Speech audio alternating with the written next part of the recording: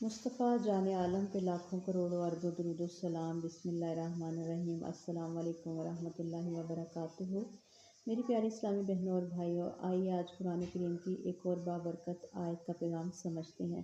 سورہ بقرہ آیت نمبر 235 ترجمہ۔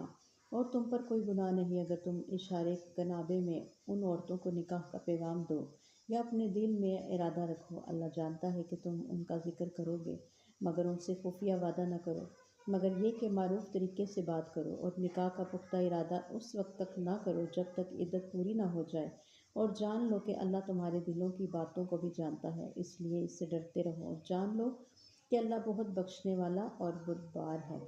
تفسیر۔ اس آیت میں عدت کے دوران نکاح کے آداب بیان کیے گئے ہیں۔ اہم باتیں۔ بیوہ عورت کی عدت کے دوران کھلا نکاح کا پیغام نہیں دیا جا سکتا، صرف اشارے یا عمومی بات کی اجازت ہے۔ خفیہ وعدے یا پکا نکاح عدت ختم ہونے سے پہلے جائز نہیں۔ اللہ انسان کے دلوں کے ارادوں کو بھی جانتا ہے۔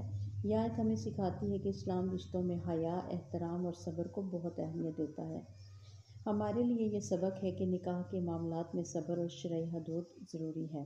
ہر معاملے میں اللہ کے خوف کو سامنے رکھنا چاہیے۔ اللہ ہمارے ظاہر اور باطن دونوں کو جانتا ہے۔